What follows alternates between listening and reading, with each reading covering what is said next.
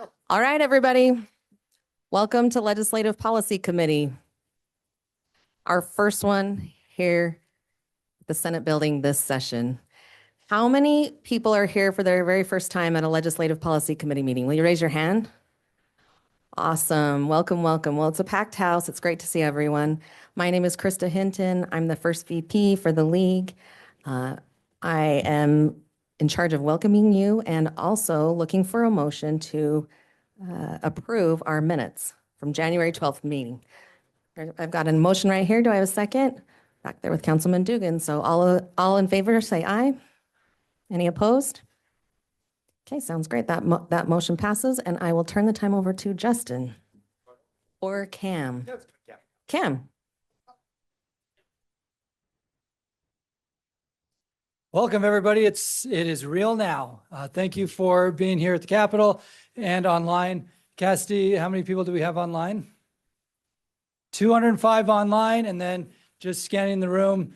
My estimate is 130. Don't tell the fire marshal, but this is awesome. So thank you for being here, both online and in the room.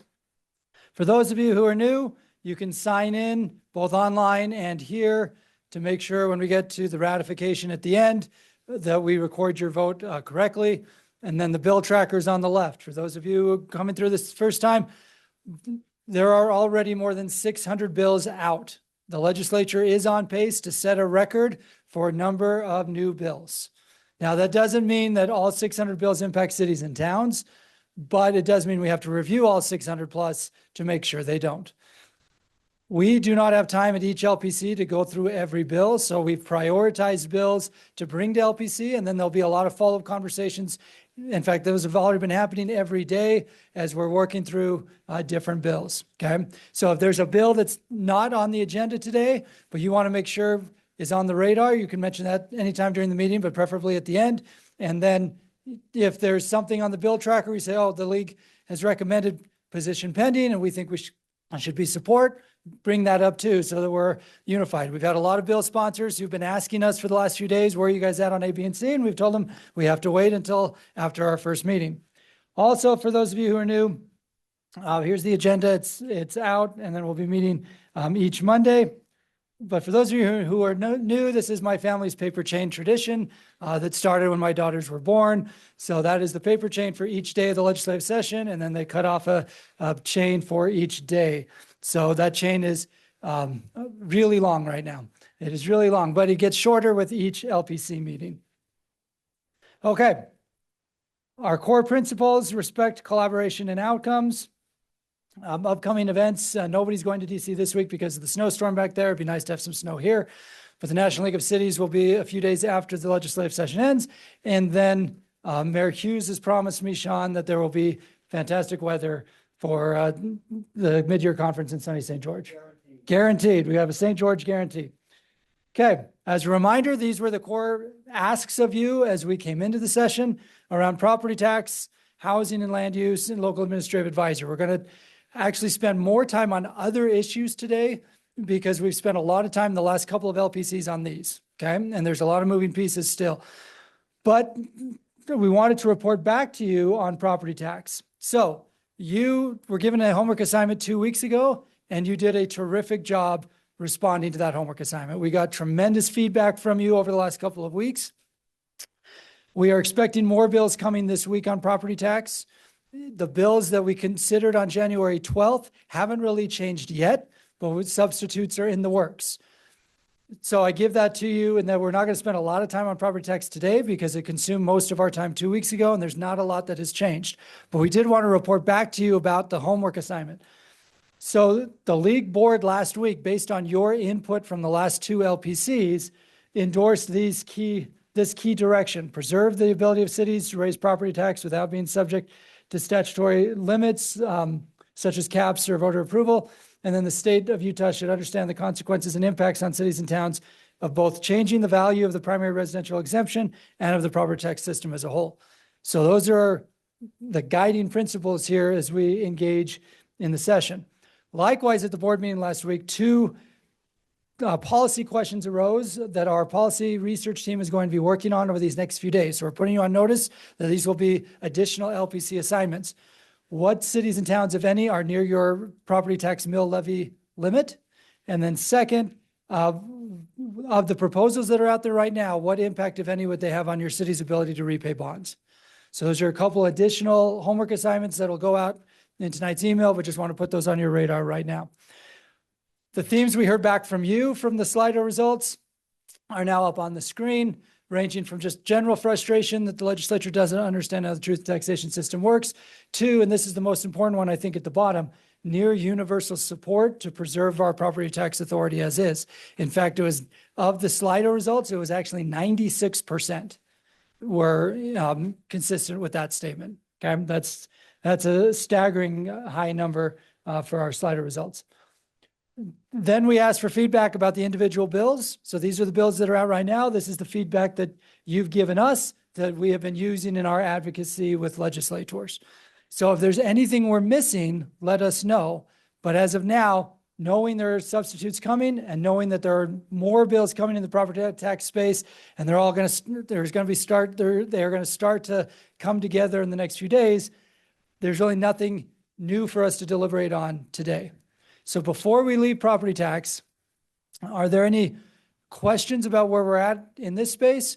Or do you see any arguments that we're missing from what we put on the screen based on the feedback you've given us through Slido, email, phone calls, texts, and everything else over the last few weeks? Wow, it's even full behind me. Yeah, that's great. Did you say we need a bigger room? A bigger boat, yeah. Yes, so I'll wait for the microphone. Mike's bringing the microphone. And then for those online, just make sure you introduce yourself and your city. I'm Crystal Muhlstein from Orem. On the shift from the 55-45 to 40-60, I feel like that's going to have a massive impact on incentivizing people to own investment properties in residential areas, which is going to hinder our ability to increase owner-occupied housing and help the housing market right itself. Great. Thank you, council member. And thank you for joining us for your first LPC here up on the Hill. So thank you. I have in that second bullet point, the benefit homeowner, and the argument from some of the advocates has been that shift, if you only tax 40% of the taxable value of residential property rather than 55%, would benefit homeowners. But you're right.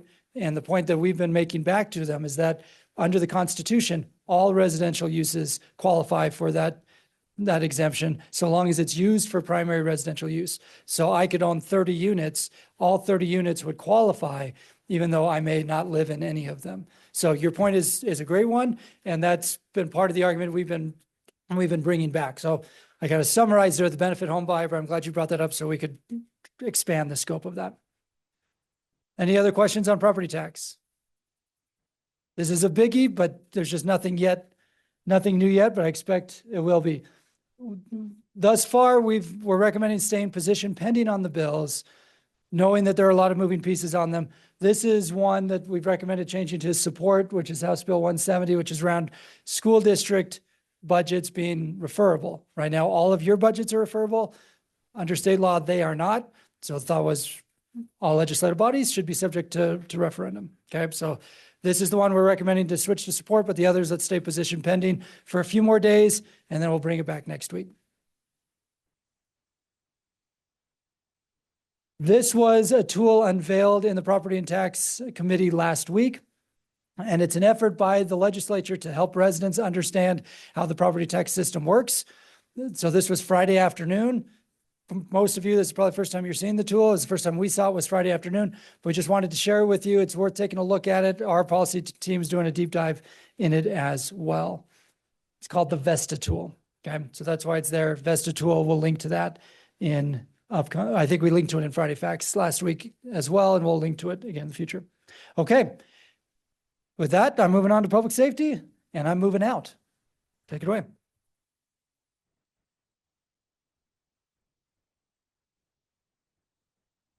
Okay, so I'm Jared Tingey. I'm the legal director for the league. For those of you for this being your first time, the first one that I want to talk about is HB 41, and what this does is it adopts the 2024 International Wildland Urban Interface And I'm sure each of you just love hearing WUI. I'm sure you just see WUI. So what I want to just kind of show where we're at with this and the negotiations, and then we'll have a Slido about this a little bit later. So what the municipalities were required to adopt a WUI map for their city by January 1, 2026. The municipality WUI map is different, though, than the state high-risk WUI map.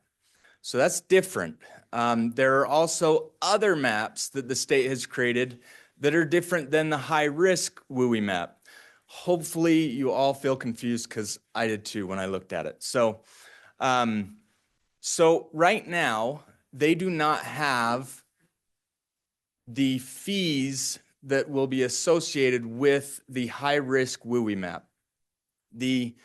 Down below, you'll see the municipal WUI map is for building code regulations. What building code regulations will apply in your city if a home is being built in your city, in a certain area of your city underneath the WUI map? The state high-risk WUI map is for determination of assessing fees for those that live in those properties. Those other two maps are just for confusion purposes. So you'll see on the right, we're all going to burn. So the left map there is the high-risk WUI map. Okay, so you'll see blobs there, and if you get on the website there's a QR code for the website, and you can narrow it down and go into it, and there's blobs. And that's about all they have is blobs of red saying, this is our high-risk WUI map. And this is the map that they're going to assess fees on. So they're still figuring that out. I think it came out in November or December, which is why a lot of the cities, I think, still have not completed their own WUI map because they were waiting for the Forestry, Fire, and State Lands map. The one on the right is a smooth structure exposure score. And what this is you'll see at the bottom there, it says 1 out of 8, little to no exposure, and then it goes throughout each of those different exposure levels. So you'll notice on number 5, that is the line, the black line right below that is 5, okay, high risk exposure. The proposal would be that all city maps would need to define their own WUI map by anything 5 and above.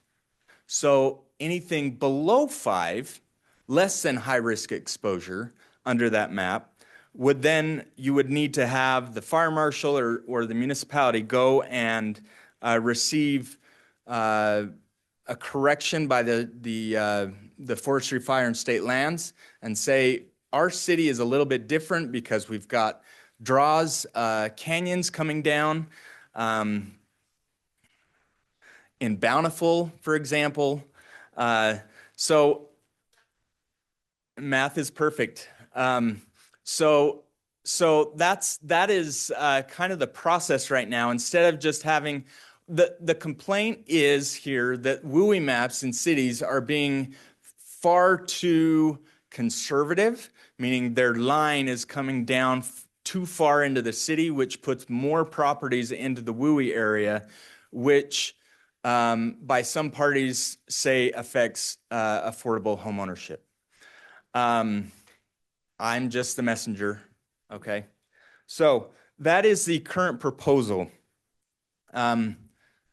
Carson, are we going to do Slido now or after? Oh, perfect.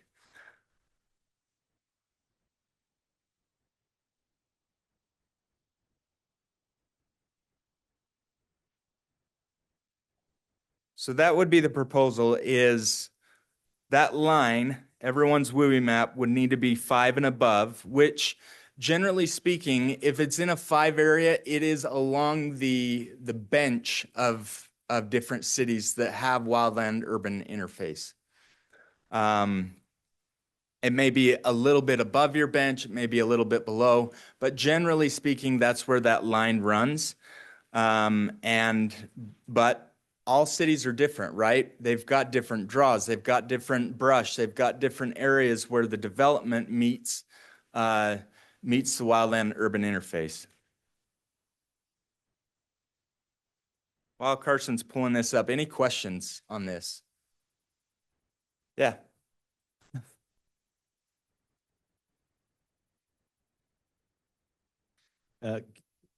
Pardon me, Gary Hill, Bountiful City. Could you give us any more detail about the process by which the map can be amended by the local government beyond to a risk stage that is lower than 5? Yeah, yes and no. So right now, there is a current appeal process in the code. That is going to be part of the discussions, is making it so that if you're going to decide that 5 is the line, then we need to have an easier process where our fire chief can come and say, that's bogus and it needs to change. So right now, there's already an appeal process, but it's a cumbersome one.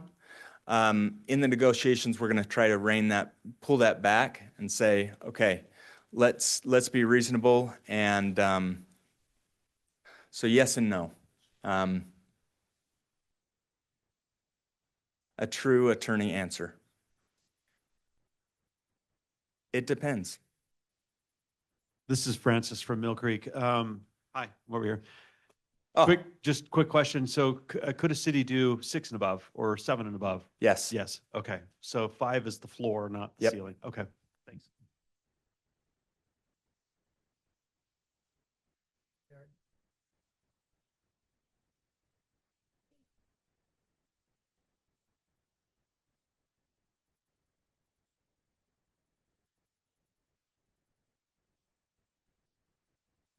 So while people are filling out the Slido question, here's the question from Aaron Wells in Highland. Do I understand correctly that if homes are in the city WUI map, the new building code also applies if they're doing an addition? So that's one of 2 questions. Yes. Okay. Question number 2, would this bill require us to put everything 5 and above in our WUI, or only say you can't put anything below a 5 in unless you get special permission? The second. The second. Yep. Okay. So you, Aaron, hopefully that helps.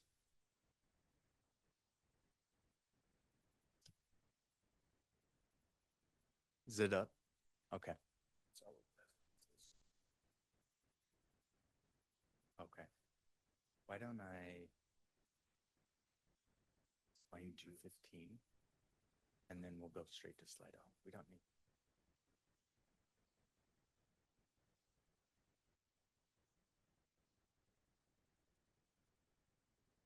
Wow, that's pretty dang good.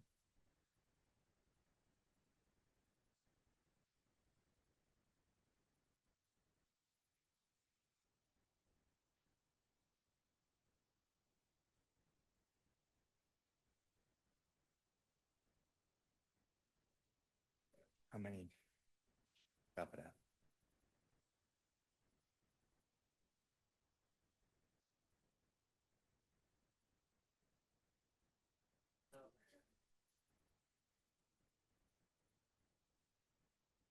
Okay.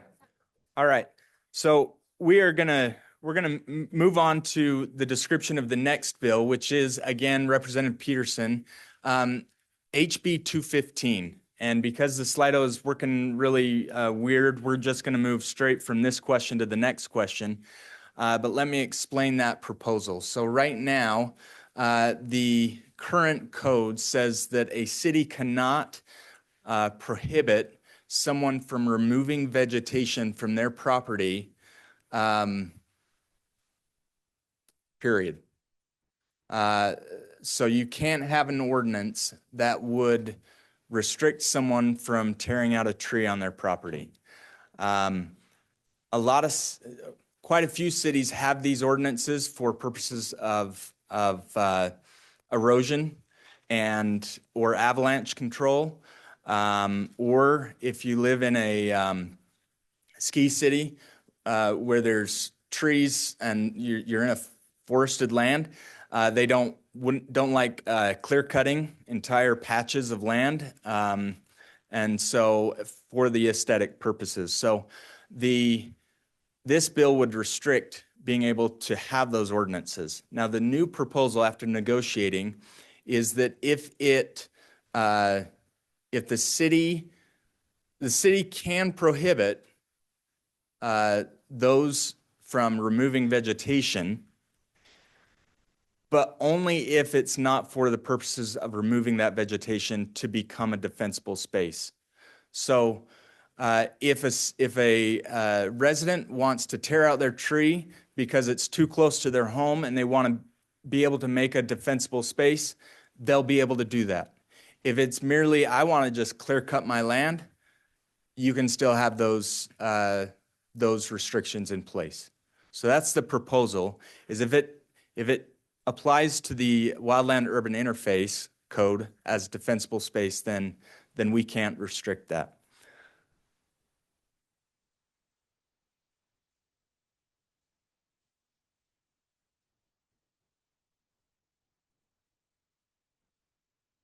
Okay. I don't know, locals kind of can get out of control.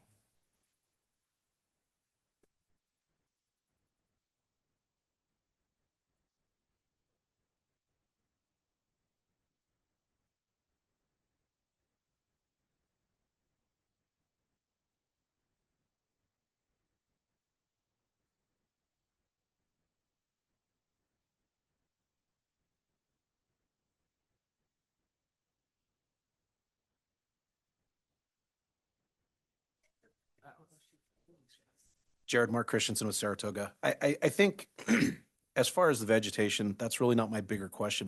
My concern is it's the structures that are going to be the problem. It's the people that have gone and thrown a tough shed out on the edge of their property that now is creating a chain for fire to jump into their house and their primary structures and things of that nature. Defensible space, it's something we should all be okay with. And fundamentally, if that's what we're talking about, that's one thing. But I am concerned because some of that defensible space, green space, is not bad if they're keeping it watered and things of that nature. Removing vegetation. Again, I think there's a lot of other things that are probably higher value for us to be focused on in this case. People that have a bunch of RVs and stuff pushed right up to the edge of their urban interface. I mean, that's a terrible idea. And I think that this is micromanaging something that is probably a much smaller component of what the big problem is when you have, say, a Knowles fire that comes in right on the edge of your housing. So I think that this one politically, there's bigger questions that probably should be addressed as opposed to just removing vegetation, because as we learned in California the last year, removing vegetation that is, potentially, kindling in their backyard is a great idea. Get rid of it. I'm more concerned, though, with the other bad decisions that are being made that fundamentally are just being ignored by this. And Mark, you make a lot of good points there. One of the primary purposes of the bill, that why it first came up, is because of these assessments in the WUI area, in the high-risk WUI map. The legislator did not want to restrict someone from trying to get out of that fee or reduce that fee by taking action on their property to become more of a defensible space and reduce that fee so that they weren't in the state WUI map. So that was the whole point. Now, does it get there? No, but that was the reasoning behind that. Why don't we move on? The next one, so now back to HB 79. Oh, perfect. Okay, so this one is Representative Gwynn, and this is Governmental Immunity Act. This one is responding to a terrible Supreme Court decision, and what this would do is restore what what everyone knew cities and towns and governments had immunity over, and that is emergency medical services. And so that really, this bill restores that. The substitute one makes it retroactive back to 1985, which is amazing. So there you go. we support this. And I don't know who's next. Okay. This one will be quick.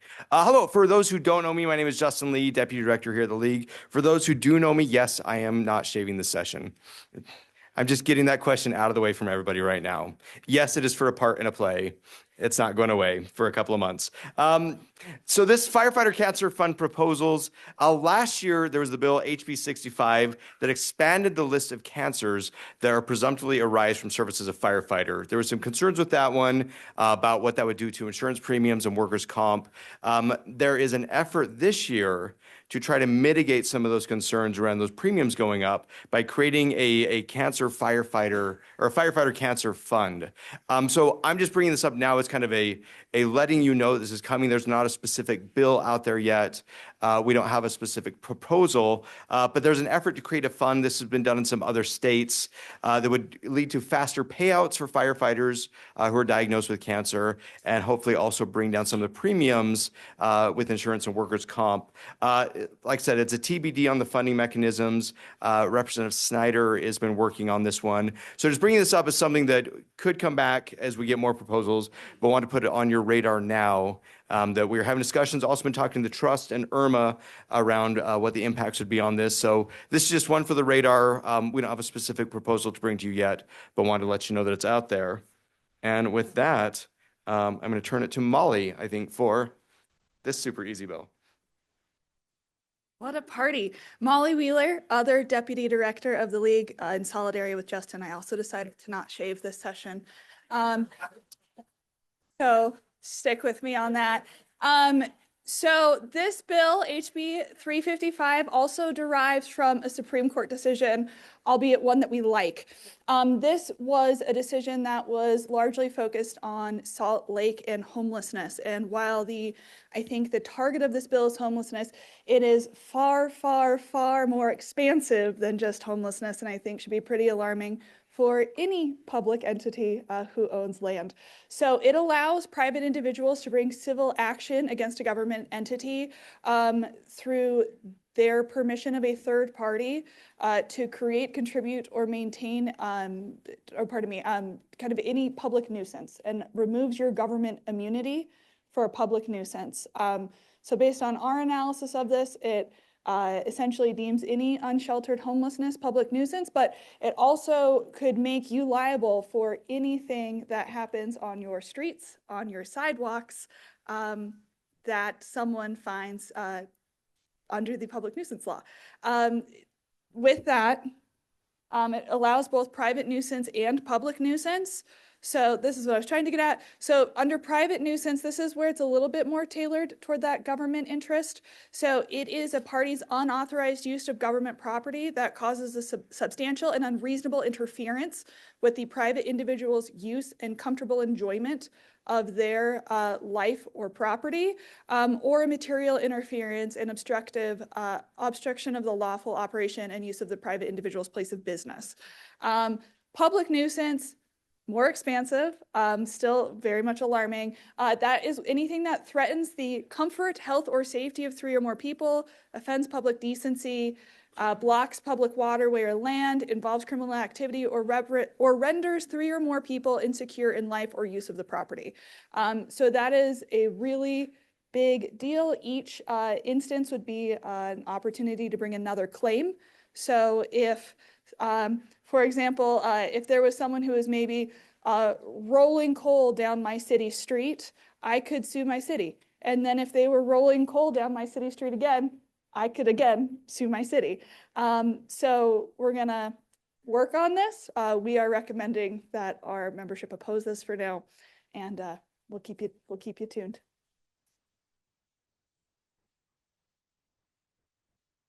Any questions? Thank you. On to Grandma.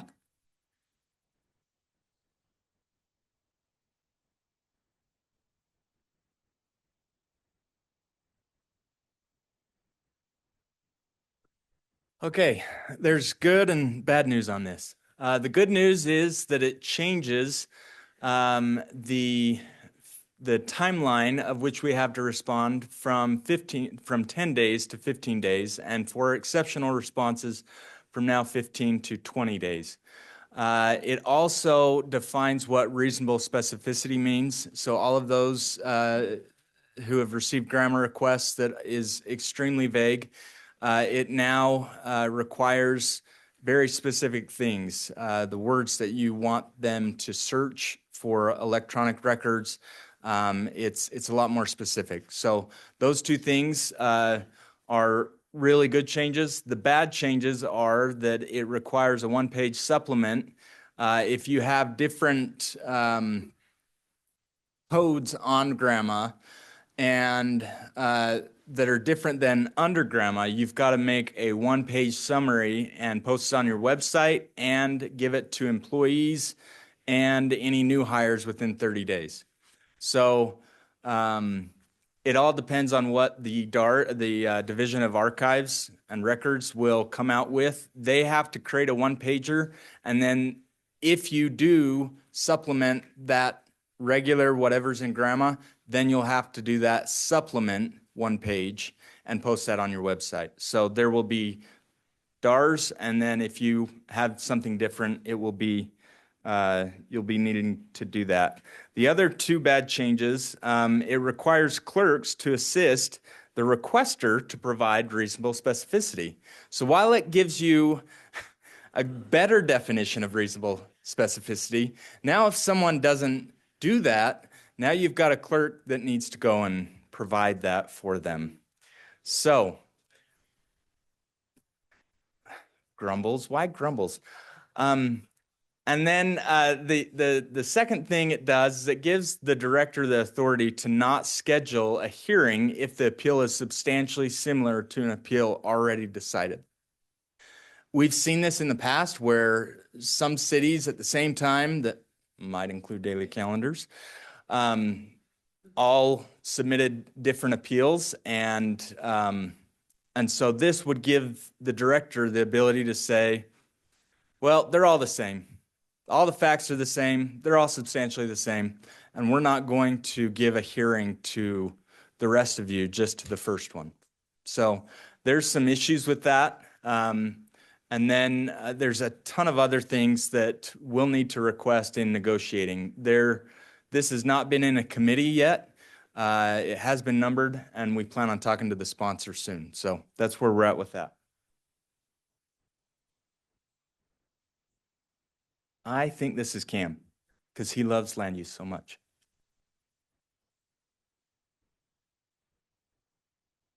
All right, let's take a deep breath. We've been throwing a lot at you here.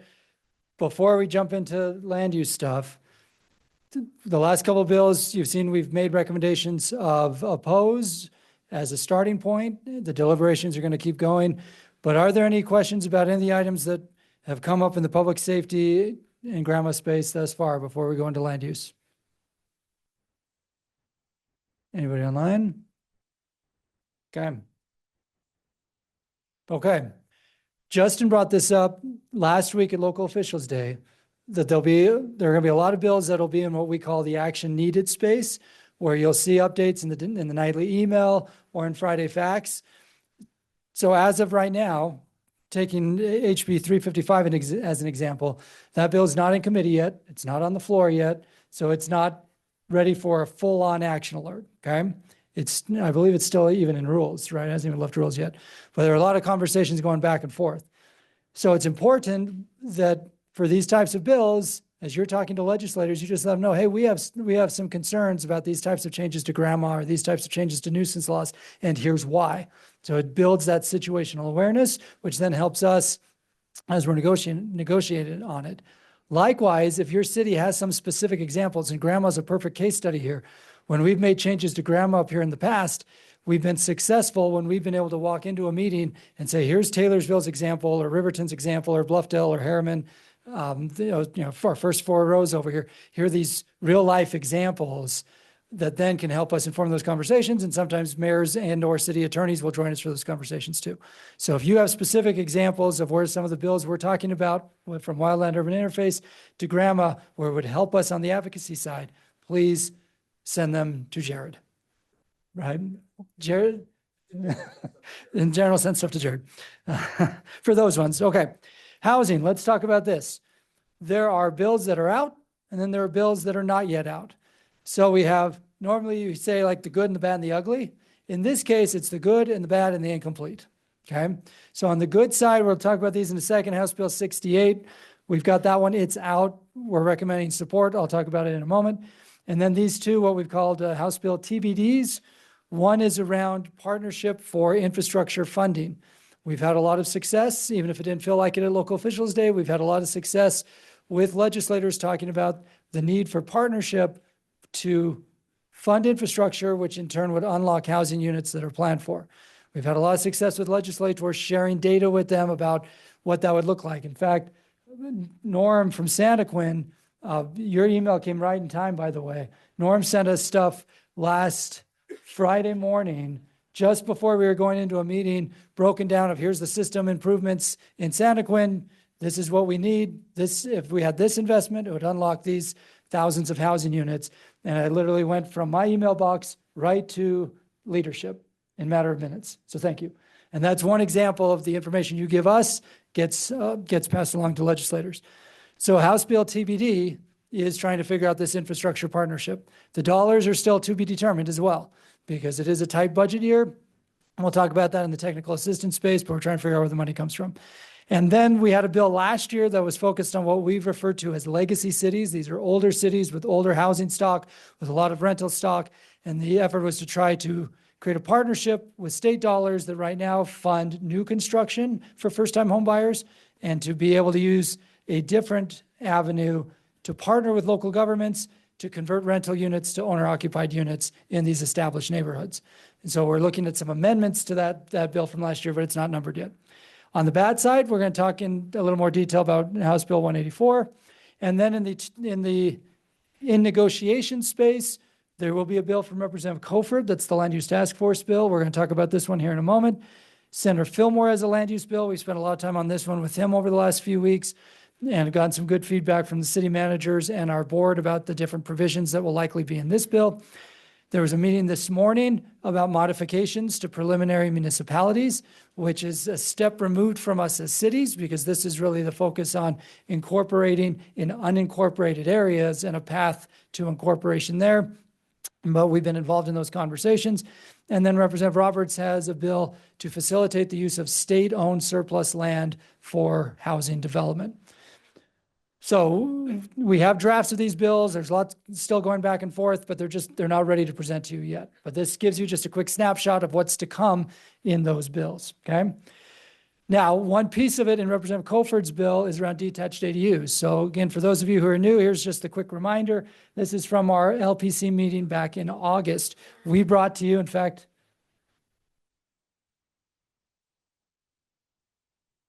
I was carrying around my visual aid and then left it when I came up here. This may look familiar to some of you because we passed this out at LPC in August to get feedback on a variety of approaches around detached ADUs. There's been a lot of back and forth up here. There's a lot of interest up here in making it easier to have detached ADUs, particularly in what we refer to as moderate income housing plan cities, so cities above 5,000 in population. So when we surveyed the LPC back in August around one of the items here, which we had called option D, these were the survey results. So based on the survey results, and then we've had a couple of board meetings and some of our LPC advisory meetings since, we've been trying to refine what option D will look like in legislation. We've been working toward what will be in Representative Coford's bill. This is an incomplete synopsis of what was in option D. So option D was cities above 5,000 have to have an ordinance to allow detached ADUs, allow on lot size greater than 10,000 square feet, varying levels of parking depending on the size of the detached ADU, consistent design standards with the primary unit, and then a city may deny based on infrastructure insufficiency. That was one of the key items, line in the sand items for us. And then there'd be a piece in state law, but then a piece in local ordinance. And in local ordinance, you could consider these things. So there wouldn't be a state-defined setback, for example. West Point could have one setback. Clinton could have another setback. You figured that out in your local ordinances. So that, in a nutshell, is what option D looked like, and that's what's been drafted. There's one piece in particular that has been going back and forth, and it's that question about the lot size in state law. So we're asking a couple of follow-up Slido questions of you now about how high of a priority it is to have that 10,000 square foot lot component. Our proposal was that state law would say you have to allow them 10,000 square foot lot, but if Hupper chose to allow them on smaller lots, you could. But the baseline would be 10,000. That would be the floor, not a ceiling. The counter argument that has come back has been, so long, I'll let you do the Slido, so long as the city can still say no to infrastructure and the city still controls the setbacks, should the lot size matter, or should it just be if the lot size, single family lot size could accommodate it based on infrastructure and setbacks, then they should allow it regardless of lot size. So that's been one of the sticking points over the last few days. So we wanted to take the temperature of the group. I'm just wondering. So I'm going to, so let me actually, rather than show of hands, because we've got more people online than in the room, I actually have that data here. Yep. So as you're filling out this survey, we're going to actually ask it two different ways to try to see if there's a nuance. Sean Guzman from St. George, for those online, asked the question about existing ordinances, because this has been one of the key points that we've been looking at all summer. In fact, I'm glad you're up here because Carson actually read every single detached ADU ordinance that cities currently have in the state to figure out what cities are currently doing and what they're not. So thank you. MIHP cities. Yeah, to MIHP cities, which is what the universe is here. So, Sean, to answer your question, of current MIHP cities, which are cities above 5,000 population, 80% of the cities that selected ADUs as one of their menu items allow them on 10,000 square feet lots and bigger. And 46% of them allow them on all lots. Okay. So let me just make sure everybody's clear of what I just said. Sandy City or West Jordan City or other cities, you have your menu items from MIHP. So Sandy may have, I don't remember actually who's picked what, but 75% of our cities selected ADUs. So if you're in that 75%, then 80% of that 75% already allow them on 10,000 square foot and larger. And then 46% of that 75% allow them on all lots. Okay. So that's in the MIHP universe. Okay. So this question is getting to that 10,000 square foot line. Then we have a second question here, right? Yep. So well, let's leave this open for a few more seconds as I see a few more trickling in. Okay. 5, 4, 3, 2. Yeah, that's exciting to see that many results. Go.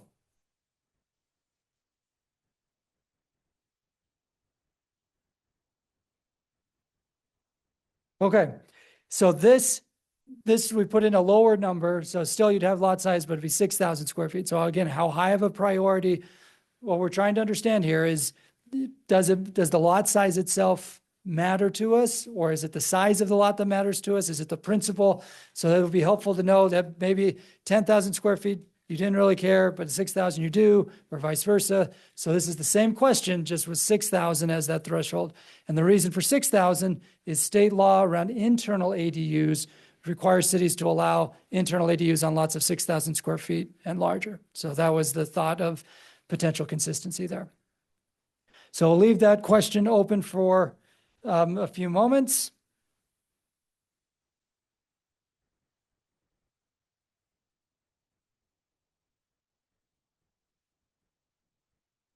And then for those of you who are experiencing Slido in all of its glory for the first time, we do go through these results in detail, both as staff and with the league officers. And they are super informative for us, as we showed you a moment ago. Like, how many times, Carson, do I ask you, can you pull up the Slido result from this meeting to help inform this policy deliberation? How many times a day or? Right. Yeah, exactly. So it is very helpful, and we appreciate you doing the exercise. Okay.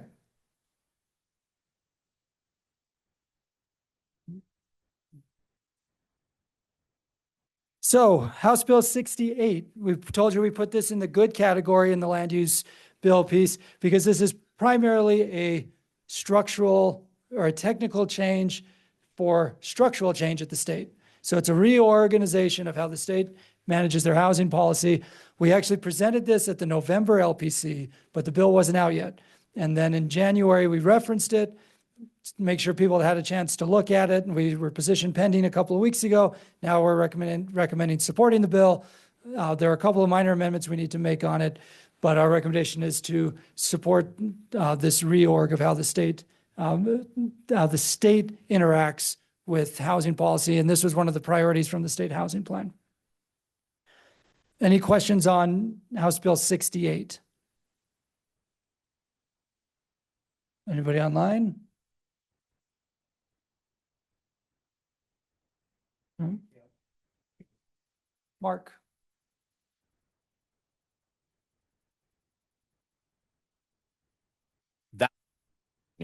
So Mark from Saratoga asks the value of supporting it versus being neutral. And I'm glad you asked because we as an organization reside at the intersection of law, policy, and politics, right? So politically, I think it is in our best interest to support what the state is doing here. And I think it'll help us in other conversations. Okay. I was going to use the term agnostic, but okay. Agnostic is not yet in the bylaws. That's something we could bring up with the board, though we just rewrote all that a couple months ago, but, add it to the list.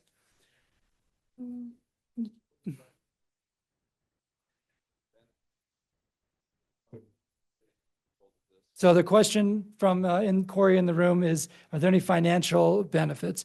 They are making changes to the governance of the Olene Walker Housing Fund, but the bill as it's currently drafted will not have a fiscal impact one way or the other. It truly is a reorg.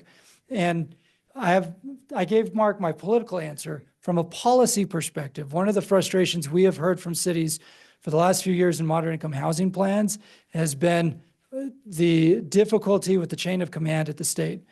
The hope is by consolidating a lot of these programs, we're actually going to make it easier to understand what compliance looks like and build on that going forward. So I think there is a policy rationale, Mark, to say, let's support this to see if we can make that interaction better. Thought I saw a hand. Bruce. Hold on, wait for Mike.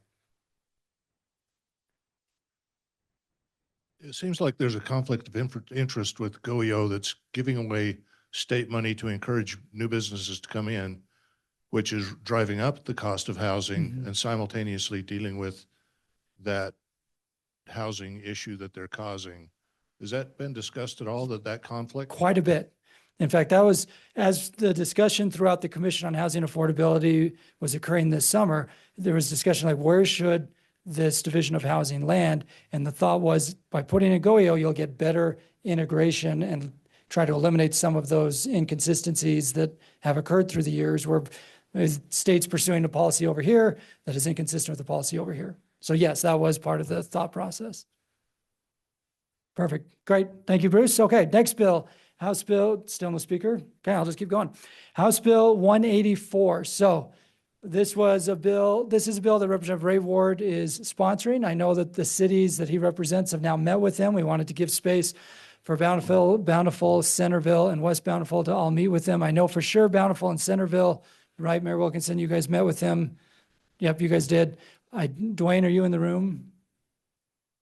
Did you guys, what? Yeah, you talked to him. Okay. We wanted to give space for the cities to be able to meet with him. And I chatted with him again this morning. I actually have a meeting with him later this afternoon to follow up on all of those conversations.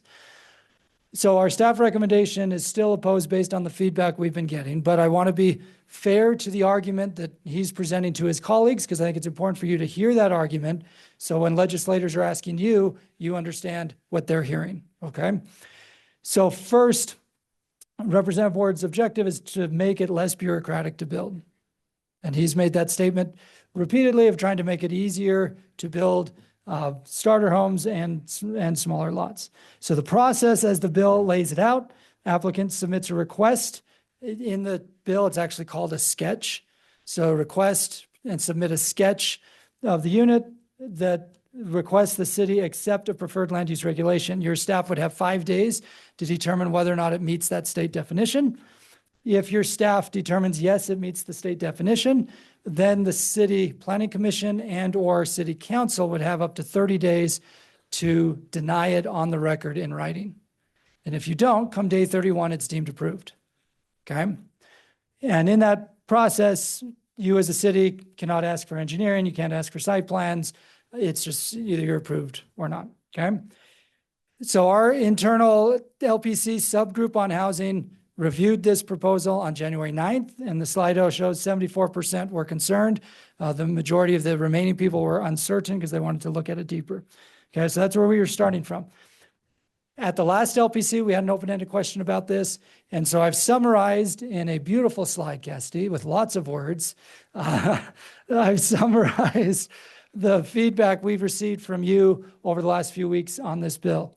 So really our question for you, we're going to give you a second to look at this, is have we missed anything? Are there any other concerns you want to make sure that we raise with Representative Ward about the bill as currently drafted? So I'll pause here, give you a second to read it in all of its glory, and then let us know if there's something that we're missing that we should raise with Representative Ward later today. Mike, or hold on, Mic's on. Hey, we got 3 mics. I just 4 want a mics on here. clarification because the way I read this bill, it says that regardless of what my land use is, as long as it allows single family dwellings, whether it be big lots or small lots, if he submits a plat or somebody submits a plat, that would only go to the planning commission because that's an administrative act. If there was no reason that you could deny that technically, that would say that you would have to approve that subdivision regardless of what the zoning says. Almost. That's how I read the bill. Yeah, and the reason I say almost is the city council has the authority under the bill to still say no within the 30 days. So it goes to planning commission or city council. But if a plat goes to the planning commission, it no longer goes to the city council. So the question, and this is where you'll see us listing incorrectly defines legislative administrative, like the bill confuses those terms. Yes. And who does what. And likewise, the 4th bullet point down where it says city must have process to review. Oh, shoot, go back. Unclear, oh, nuts. Is that the run? Nope. Just very concerned Yeah. with this bill. Yeah, unclear how to approve it because we could probably spend 20 minutes talking about the lack of clarity about how it would actually work in I have practice. huge concerns over Yeah. this bill. And that's been consistent with the feedback we've gotten thus far. But before I sat down to meet with him, now that the cities have met with him, I wanted to make sure we were all on the same page. So thank you for bringing those points up. Nathan?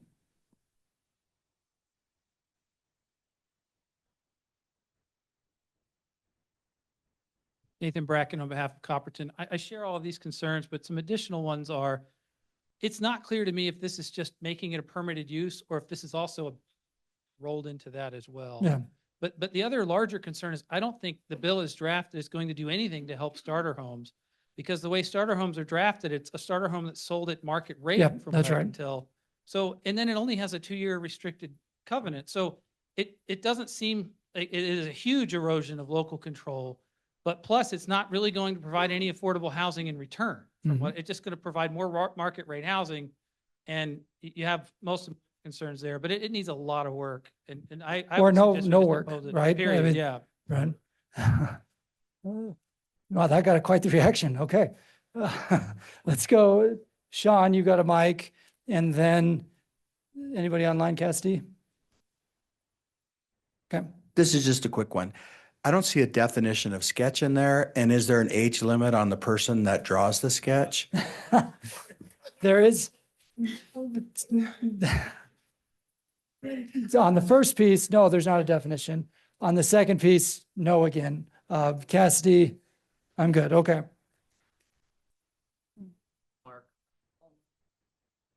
I was just going to say, I mean, typically everything else has to go through the planning commission. So having a sketch, a napkin or whatever it is, kind of bypass that whole process to get thrown in front of the council seems to be completely usurping the typical planning process. And I'm sure he would like that, Yeah. but I think it's inconsistent with what we've always been doing with land use. Perfect. Great. Okay, Nathan, we will make a point to add those two. I'm glad you brought those up. Anything else on this particular bill before we pause? Let's go, Norm. That just add more houses, that will solve the problem. It hasn't solved the problem. We built hundreds of thousands of houses and it hasn't solved the problem. So I think that's what Representative Ward is trying to get to here, but the theory isn't working. Okay, thank you, Norm. Before we pivot to this bill, I think we're coming in ahead of schedule, so that's great, right? No, we're not actually. Okay, so I didn't have, yeah, that clock's not helpful at all from up here. So Kate, President Bradshaw, you join me up here? Is he ready? Okay, so you go first, then I'll introduce him. So we're going to break from our regularly scheduled programming because we have a guest speaker today. And before our guest speaker comes in, the last time we invited an elected official to speak to us at a lunch meeting last week, it was a little bit spicy. Instead, Cameron and I are excited to introduce Speaker Mike Schultz as our speaker for lunch, in part because we've worked really hard on a collaborative working relationship. I believe he has come to embrace our message of partnership, not preemption. And so we're excited to have him. Cameron's going to explain a little bit, I think, about some of the land use issues that the speaker's going to talk to us about. Then we'll go to him, and then we'll come back to the regular agenda. Perfect. So, Mr. Speaker, I just want to introduce you to our group. You've got almost 250 people online, plus standing room only. And I know I did this before, but how many of you are at your first LPC at the Capitol? So raise your hand. So a lot of people are up here. This is their first time engaging with us. This is not the first time that Speaker Mike Schultz has engaged with the league. In fact, whenever my phone rings during the session, 11 o'clock at night, my wife usually starts by saying, "Is it the speaker?" Because that's often our time to talk. But in all seriousness, Speaker Schultz is a model of collaboration. Now, cities and Speaker, I think it's fair to say we haven't always seen eye to eye. But we have worked extremely hard to understand where both sides are coming from and to find good collaborative solutions that make Utah the best place to work, live, and play. And I'll just give one quick example. In this very room, before Speaker Schultz was Speaker, he was the chair of the Transportation Task Force. And we spent a lot of time. That was a year-long effort in between two legislative sessions where we were in this room multiple times a month, let alone all the other meetings happening. Several of you are nodding your heads. And Representative Schultz was the chair of that committee. And he made a tremendous effort to understand the needs of local governments. So even though it was reform of UDOT and UTA and it focuses on the state, he walked away as an expert. And I'd say at the Capitol now, he's one of the preeminent experts about local government transportation needs. And those of you who remember the fourth corridor in 2015 and the changes to the fifth a few years ago, when those bills first started, there was no city money in those bills. By the end of both those bills, there was significant money for cities to meet transportation needs, and it was because of our partnership with Speaker Schultz. So with that, Mr. Speaker, thank you very much for being here. I want to introduce my good friend, Speaker of the House, Mike Schultz.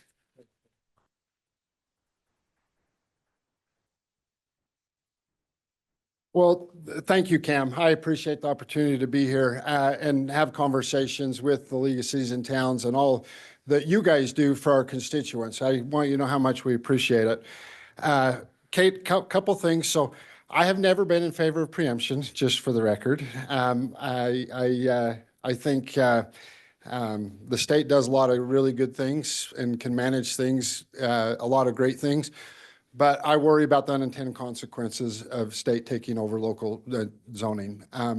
Now, that being said, that doesn't mean I think everything's perfect either. And we'll talk about a few of those things here in just a minute. But I do want to say thank you to you all for being willing to partner and work with the legislature on some of the bigger issues across the state.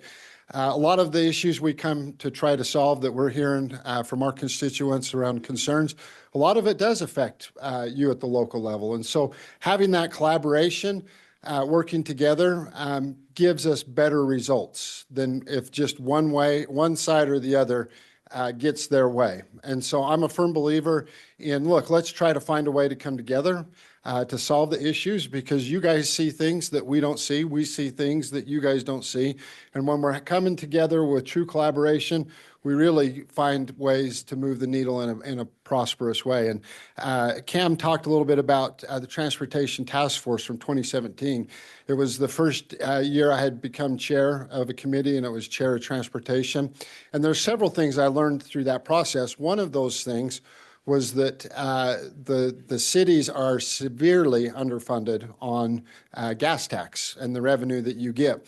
We've done several things over the last decade or so, 8 years, to make sure that that's protected and even bullied up, and to make sure there's increases there, to make sure that you have additional revenue for to take care of your roads. Now, we fully understand that neither the state nor the locals get anywhere near enough money to cover all the roads in the state, but it is something that we paid attention to. Another thing that came out of that was my love for transit. Being a farm kid from Hooper, and I see a few of the members from the Hooper City here with us today, transit doesn't automatically resonate with me. It just doesn't. I like big trucks and cowboy boots. But I quickly realized the more cars I can get off the road, that's more room for me and my big truck on the road. So transit plays an important role for that. Now, in all seriousness, as our state grows, as we grow along the Wasatch Front, we simply cannot expand the roads in our state and along the Wasatch Front enough to meet the growing demand. And so transit is going to have to play a bigger role moving forward. And out of that 2017 Transportation Working Group came, for the first time ever, state investments into transit all across the Wasatch Front. And so we're appreciative of that. Let me just talk a little bit about housing. And that's the number one issue at the top of our constituents list, has been the second year in a row. You look at all the polling that's out there. And I said, I'm not one that is in favor overall for the state taking over land use, like the governor's mentioned. Although I understand why the governor has taken that position and has said that we ought to consider it. And it simply is a supply and demand issue. And let me talk a little bit about this. So under Speaker Wilson's leadership and the legislature, about 4 or 5 years ago, there was a big push for density, right? Big push for density. And the locals heard that. And to their credit, to your credit, you guys stepped up, the locals stepped up and permitted thousands upon thousands upon thousands of new and additional apartments and high density apartments all across the state. Does anybody know what rent prices have been doing the last 3 years in a row now? They've been coming down. Yeah, rent prices in the state of Utah has been coming down 3 years in a row. Why? Because of supply and demand. Even at a time when people are having a hard time qualifying for houses and they're being forced into apartments, because there's been so many apartments built across the Wasatch Front, the demand's there, and the supply is there. And so, the supply has outpaced the demand, which the prices on rentals have been coming down. Now, it's probably going to turn this year for the first time, 2026. It'll probably inch up just a little bit because we've kind of hit an equilibrium there. But we would like you to do the same thing for starter homes for our kids and for our grandkids. Right now, if we don't fix this issue, our kids and our grandkids are going to be forced into apartments. There's several things that are facing the housing affordability crisis in the state of Utah and across the nation. But the number one thing is the supply and demand. Now, I've heard reports out there of, I think, 19,000 approved lots, building lots that are just sitting, and that's great. The problem is the vast majority of those are not starter home lots, small lots for houses for our kids and grandkids. And so we'd like to work together with the city. One of the things that we've heard is infrastructure. Let's find ways to help bridge the gap on some of these infrastructure projects, whether you need a lift station, whether you need a water tank or different things to help some of these permitted lots get approved. Representative Cal Roberts is a great representative. He's the one that I've asked to work on this from the House side.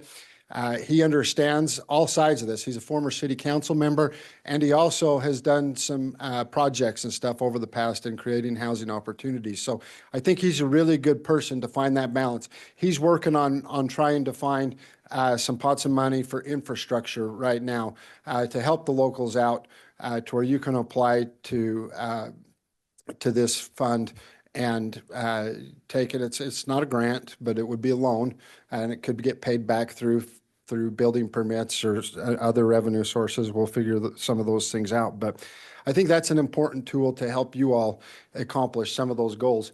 Another thing we heard is, you guys go in and approve a bunch of houses on small lots, and companies come in and end up keeping them or buying them all and then renting them out, and that defeats the purpose. So a couple of years ago, we worked with you all to put in some place for some deed restrictions on certain types of housing products for a period of years, three or 5 years. I can't remember, 5 years.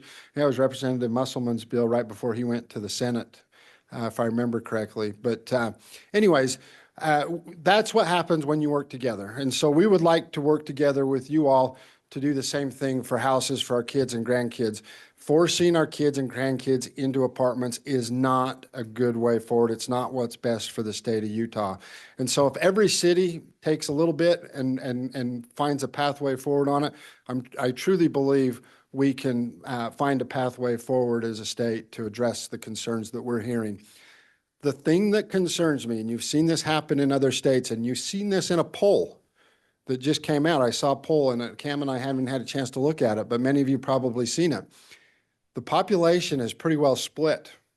40% doesn't want the state to take over local land use.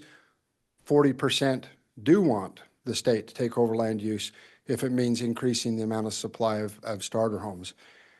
That should be concerning to all of us. And I hope we all look at that as a wake-up call to say, this is serious. This is serious business. I believe the last thing we want is the state coming in and trying to dictate what happens in your community. The last thing you guys want is the state to happen. But I'm telling you, you've seen it happen in other states where the states have moved in to preempt land use control. And that's in those states where the housing prices got to be so unaffordable that the citizens demanded action. I don't want to see it get to that point. So our goal is to work together to find pathways forward for you all to make those decisions. You guys know where those fit in the best. And if the answer is not my community, send it to another community, wrong answer. It's not going to work. So anyways, there's several other things. Cam, how much time do I have? Property tax is a big issue, you guys, this year. And I don't think it's mostly the cities that we've seen this year, but boys, counties and especially school districts has been a big issue, and we are hearing it loud and clear. It's the number one thing on taxes that we're hearing from people is the complaints in property taxes. So anything that you guys can do there, any thoughts or ideas you have for us on things that we can do to help, we want to partner on some of those things. So Cam, I don't know, is there other things you want me to hit on? I'm happy to take a couple questions. I know we still have a few minutes left. You're welcome to take questions. Do you want to say anything about transportation and both state level or anything on transit? Want to hit anything there, or do you want to take a couple questions? Up to you. You've got 5 minutes. Let me say this. So let me get into the transportation and the gas prices. It's been a big push of mine to get gas prices lower here in the state of Utah. Right now, we're in pretty good shape, but during the summer months and in other years, Utah's been significantly higher on the gas prices here in the state of Utah. And it's been a great win for the refineries here in the state of Utah. Do you know if a gallon of gasoline is produced and sold inside of the state, it is taxed? If a gallon of gasoline is produced and sold outside of the state to Nevada, Oregon, Idaho, Washington, it's not taxed, nothing, zero. So our idea, what we're trying to do with, again, Representative Roberts, broaden the base, lower the rate, right? A good sound tax policy. So if we broaden the rate, or broaden the base to put that gas tax on every gallon that's produced here in the state of Utah, regardless of whether it stays in Utah or is shipped to another state, they pay the tax on it. At that point in time, what we'd like to do with additional revenue is come in and reduce the burden on our citizens, you all, when you go to the gas pump, so that you can save 10 to 20 cents on your gas pump. Now, there's been a lot of concerns from the locals that I've heard that, well, wait, we participate in that as well. 30% of the revenue goes to the locals. Please make sure it doesn't hurt us. I'm here to tell you, I promise you, what Representative Roberts has does not affect you. You will receive the same amount of money through this process. And one could even argue, because you've broadened it out, it's less volatile, although there's people that are arguing it becomes more volatile. So I think what Representative Roberts has will ultimately be less volatile moving forward. So, yeah, Mayor.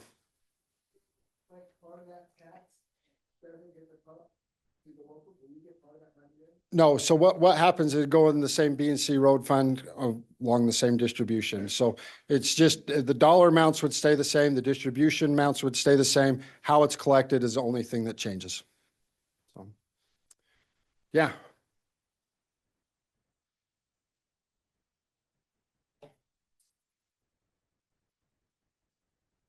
There's a new transportation bill that just numbered today that Senator Harper and Representative Christensen Christopherson are sponsoring. And obviously, as local governments, we have a lot of interest in this bill. Could you help us walk through what you're thinking with this bill and why you think the changes are needed? Yeah. So what good mayor's talking about is a restructure of the UTA organization. That's something I'm very familiar with. The Transportation Task Force that we talked about in 2017 restructured UTA as well. So go back to 2017 and prior, for several years, UTA was under a lot of scrutiny. I don't know if many of you will remember, there was a lot of controversies in what UTA was doing, how it was being managed, and so on and so forth. So several of us got together through that Transportation Task Force, as well as other groups, went to look at why, what happened, what was the reasons for it. What came out of that was a new governance model for UTA, where it went to a 3-member commission type model versus a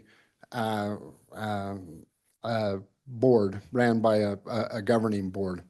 And that suited us really well for a lot of years. You very rarely see UTA in the news today with criticisms around how they're being ran, how they're being operated. However, as we look to expand transit moving forward throughout, there are some that want to change that model. And I was a little slow to come along with this, partially because I was the one that changed it to the way it is now. And so, I'm like, hey, that was my baby. Why are we changing it? But having had several conversations with the bill sponsors, Representative Christopherson, Carlos, and then Senator Wayne Harper, and then others in the transportation space, I quickly understood why the reasons for the change moving forward. And so we're working together collaboratively with UTA. We want to work together collaboratively with you all as well to make sure that balance is struck. So you've got to be able to, going back to the model before, why it failed, was there was nobody there to hold the people running the organization accountable. There just was no accountability there. Under the new structure, or under the structure that we're currently under, there's a lot of accountability from the governor. So if there's issues, he can jump in and make changes back and forth.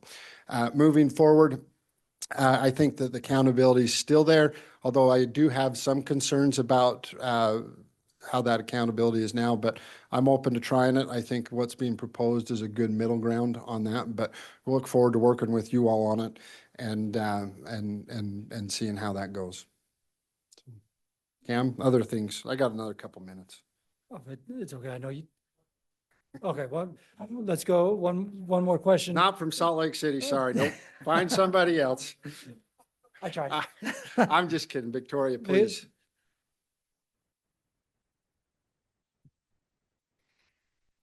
You are my favorite speaker. So excited to be Hey, sharing I have space not with had you. Italian yet this session. I'm just saying. As someone who's raising children, the starter home issue is important to me too. But it occurs to me, especially as we all are in our legislative spaces, that solving one problem at a time isn't going to cut it. So as you talk about starter homes exclusively as 5,400 square foot lots with white picket fence and grass, my thought is that I haven't seen a snowflake at my house this year yet, and water consumption is an issue. How are you handling the multifaceted ways we need to be approaching problem solving so that my kids don't just have a roof over their head, but have water in the taps? And clean air to breathe would also be nice. So, you know, how are we, no matter how great legislators are, like you and I, we're paradigms of great legislation. How are we able to make sure that we're comprehensively de-siloing our problem-solving approach to meet the challenge of this moment? Yeah. So do you want me to speak to process or do you want me to speak to the Guiding two issues you principles- just? Guiding principles and process are Yeah. great, but also I'm really concerned about the idea that everyone, I don't see apartments and townhouses and condos as bad solutions to starter homes. The ability to earn equity is what feels like it's the important guiding principle to me. But I'd love to hear your feedback on that. Yeah. So on that issue specifically, look, whether, you know, I don't care what the homeownership looks like, right? And I think every community is going to be a little different. I'll just use this community right now. Condos in Salt Lake City, I think make a lot of sense. Condos in Hooper or West Point, probably not so much, right? Townhouses, there's probably certain areas where townhouses would make sense in Hooper and West Point. But what really makes sense in Hooper and West Point, I think, is small lots, right? So every community is going to be different. And I think, you know, we talk about process and finding different ways, and it's really frustrating, I think, to me and probably most of you in this room, to see people get dug in on sides, right? Whether you're on the far right, far left, doesn't matter, or on an issue. And for quite frankly, take the partisanship out of it completely. They get stuck in on one side or the other and are not willing to find ways to come together to the table to move the needle. That's the wrong way forward. Utah is better than that. We've had a history of finding ways to saying, okay, here's where you're at, here's where you're at, here's the problem we're trying to solve. Let's come together and find a way to do it. Representative Romero and I, who's probably is one of the more liberal members, she's the minority leader in the House, have a great friendship. We quite often disagree on the process and the way to get there, but we generally will agree on the end outcome. We both want certain things. It's how do you get there? And so there's times when we have to sit down and chart a pathway forward. And I think that's what needs to happen. That's what's missing from politics today is people willing to sit down on both sides. All sides are guilty. And saying, look, let's just find a way to do what's best for the citizens of the state and the citizens in our community. And I truly believe through that process, through a little bit of give and take, you generally get a really good outcome. So and to me, in generally doing that, you can generally find a win-win on both sides, right? If you are willing to do that. So please encourage us as a legislature to do that. And we're going to encourage you as local elected officials to do the same. So anything else, Cam? Nope, I think that's it. Okay. Mr. Speaker practices what he preaches when it comes to collaboration. And there are state leagues around the country where my counterparts tell me the speakers or the Senate presidents or the governors won't even meet with them. And yet here we are having this conversation and regular communication throughout the year to solve these problems. So thank you for your example of collaboration and let's stick with it. Can I just say, Utah is unique and different. And I hear that and I see that as I'm traveling around the country talking to other speakers in other states. They don't even talk to the Senate, which I don't blame them there, but no, I'm just kidding. We have a great Senate and a great Senate president, but we are unique and we're different where we'll come together as local elected officials, as a Senate, as an executive branch and a legislative branch, and we'll sit down and we'll say, okay, here's the true problems. Let's find the best pathway forward. And generally speaking, and I have great ideas, but generally they get better as we're moving through this process. And I think most people that go through that process will say, you know, you take an idea and you run it through the process and you have different stakeholders weighing in. Generally speaking, you get a better outcome. That's why Utah's been recognized #1 best managed state in the nation. I could go down the list of everything else that Utah's been recognized the best for, is because we do have that type of collaboration and it produces good results. And I even think that we have great citizens that demand that from us and get really frustrated when we don't do that. So let's find ways to continue that moving forward. So thanks, Cam. Thank you, sir. Appreciate it. Thank you, Mr. Speaker.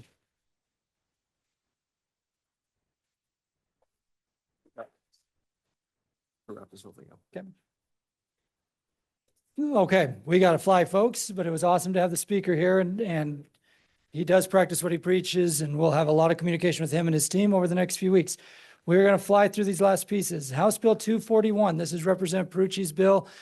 Those of you who are affected by this bill who are here in person today, please find Jared afterward because we're going to have a follow-up conversation. We sent this substitute out a few days ago. We're going to switch over to Slido here in just a second. The original version of the bill would have given charter schools the first right to acquire surplus school district land. We raised concerns with the representative about cities losing that first right. She's come back with a substitute that'll be in committee tomorrow. That substitute puts cities and charter schools as co-equals of both having first right, but the school district gets to choose between the two bids during that 90-day window of time. So it was her effort to try to address the first right piece that we raised with her. So please fill out this Slido result. We sent this out to a few cities who we knew had gone through school closures recently. It was not an exhaustive list. I know I've missed a few of you. So if this is an issue that's really important in your city, please find Jared right after this meeting for a little follow-up conversation since we're running short on time. So we'll leave this open while you fill that out and let's, rapid fire. Yep. Here's the rapid fire. Watch for the nightly email. We'll have information in the nightly email about other things. Reminder, this is week 2. We have several more weeks to go. So everything is urgent, but nothing is as urgent as it will be later. So we have time to work on things. With that, turn it back over to Councilmember Hinton to clear up. One last thing on the agenda, you'll see there was what? No, we'll put it in the email. Local administrative advisor. I mentioned before the legislature is short on cash. The governor's budget proposal for this year is actually smaller than last year. So there's been a budgeting exercise where all the state agencies are looking to cut dollars.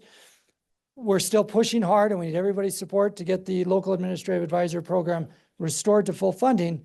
At the same time this is happening, there's also discussions about cutting other technical assistance programs that AOGs use and that local governments benefit from. So stay tuned. There'll be a lot of moving pieces and we will need help at some point. We only get involved in appropriations for these general purposes. We don't get involved for specific cities, but for these general purposes like technical assistance, we will be engaged on that over the weeks to come. With that, we'll take a motion to ratify the bill tracker. I'll look for that motion to ratify the bill tracker. Councilmember Dugan, second by Mayor Bradshaw. All in favor, say aye. All opposed? Okay, one more final motion. Before we do that, we need to clear out of this room pretty quickly. So if you all grab your trash and move on for the next group, that would be great. But before that, I need a motion to adjourn. And a second. And all in favor? Thank you.